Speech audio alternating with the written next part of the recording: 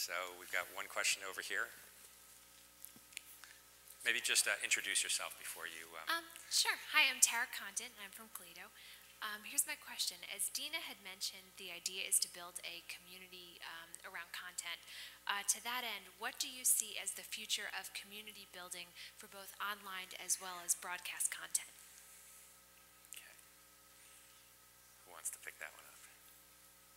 Well, I guess we're finding some pretty remarkable statistics using social media as a marketing tool, frankly. Facebook Connect, we've got a good partnership with Facebook. It enables users to come in and use their SSO from Facebook to log in and while they're watching a piece of content and be able then to sort of alert friends by a status update that they're watching a Great Heroes episode or they're watching some sporting event that did you see this highlight?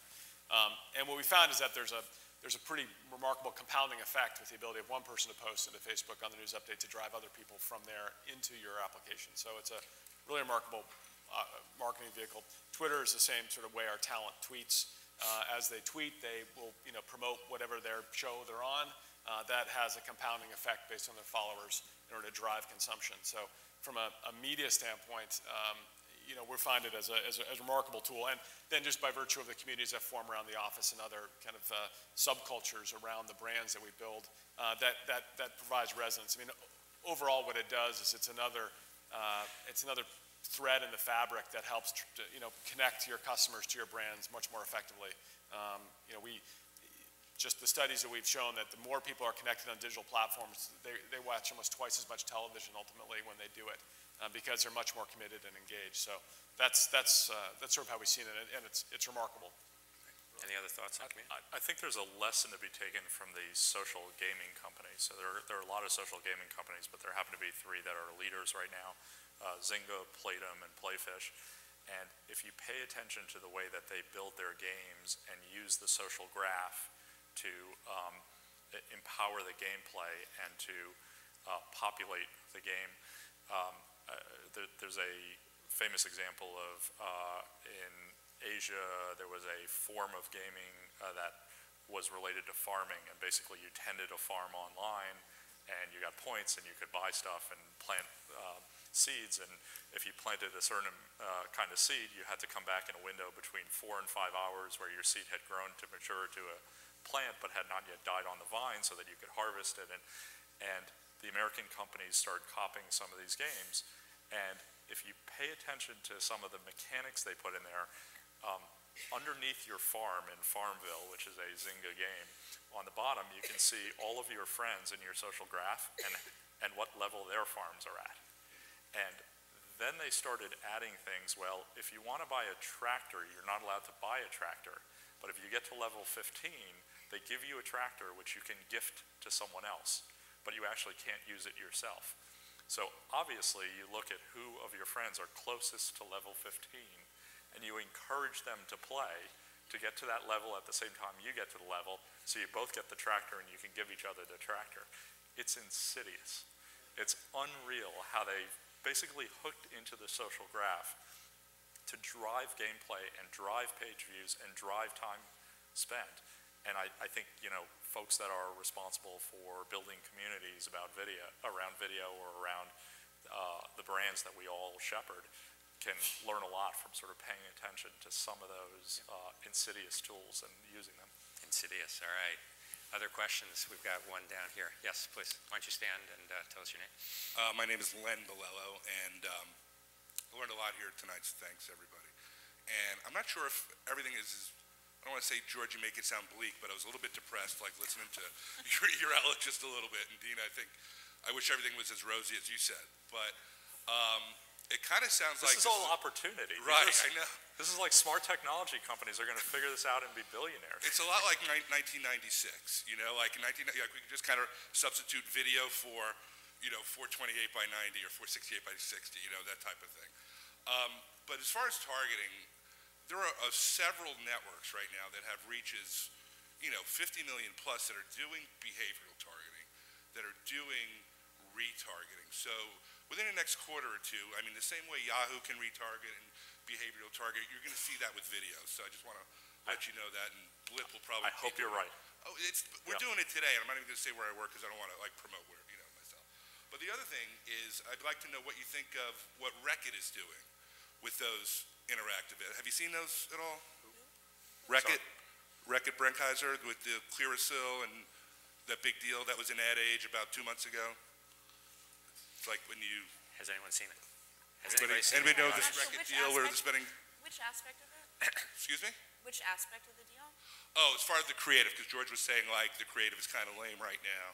And I think another thing we have to remember is the early TV ads were not really TV ads, right? I mean, I'm not that old, but from what I remember is like they were really filmed radio ads, right? Like it was just like, they didn't make use of the medium. So I think, 2 years, online video, I think we have a lot of way to go, but I think we're like pretty good, and we're definitely ahead of where cable was. So, wait. We've been doing online video for 14 years. I worked at Real Networks in 1994. I know, and I'm surprised like you're talking the way you are. New. Well, but in terms of ad dollars flowing, it really has been the last 2.5 to 3 years. Yeah. There are great opportunities for ad units out there. I mean, we have an ad unit that lets you design your own car right from within the ad unit. It's something you could never do on television. So we're getting there. You can that's let chicken people. and egg. It's like we don't have great ad units because there hasn't been enough money flowing. No, I mean that. Well, because there hasn't been the huge push to innovate on ad units right now, because there is money flowing towards web video. I mean, George and I were just at the WPP annual conference on advertising, and this was the talk with all of this money flowing towards web video. How the heck do we advertise? Who do you think is going to Actually, do the innovation? If I can just interrupt you guys for 1 second, I just want to make sure we give our audience an opportunity to We're ask getting questions there, also. in short. We're getting there. Was there a question down here? There's one back here. Sorry. Hi, Corey Cronengold, Angry Video Guy. I heard a lot of talk about DRM and authentication, but the music industry sort of messed that up pretty badly. People are afraid of DRM. They think it's bastardized. Now, I'm a big fan of subscriptions. I'm a big fan of DRM because it's never limited me from doing anything I want to do across multiple devices. But how are you guys going to implement DRM that is going to make more of these content producers secure in releasing this stuff across platforms when there's things like TV RSS where you can get an episode of a TV show not through you guys immediately after it airs in high def on demand? Feels like it's a question for Matt.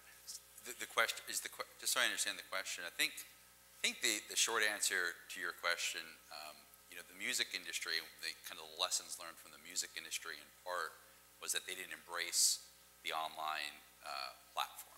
They kind of put their head in the sand to a certain extent, and it just kind of happened around them, and then it was harder for them to get that, to regain the high ground.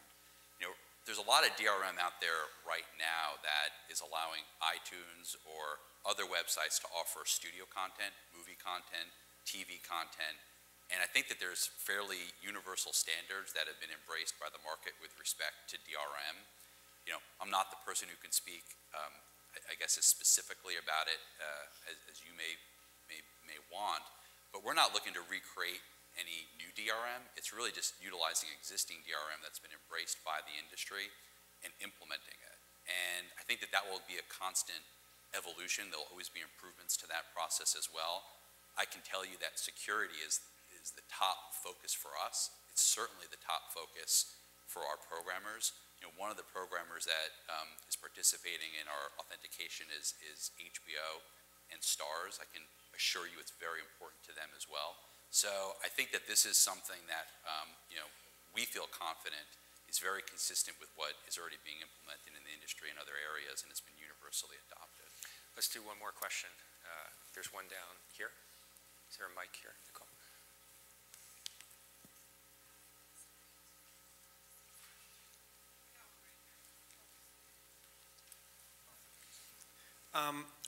George, you so bitter. I love it. So bitter, so happy. I just wanted two things. One, I was a little bit, when you said that there's nothing innovative going on in interactive, and there seems to be a 900-pound gorilla that we haven't talked about YouTube or Google or anything today. They're coming out with, rental now. I mean, it is the big thing, and there's a lot of really innovative stuff going on YouTube. And I was just a little shocked that you said that there was I just tend to focus on companies that make money, not lose money. Yeah, okay. But there's people who are using YouTube to make a lot of money, right? I'm obviously being controversial to be controversial and to stimulate the discussion. There are innovative things. I'm just surprised by how little we've moved in the time period that I've been working on this stuff. I take responsibility for it. I think the entire industry should. I think there are innovative things going on at YouTube, but it's just not happening at the pace that would make me terribly happy. And on that note of unhappiness, I think let's,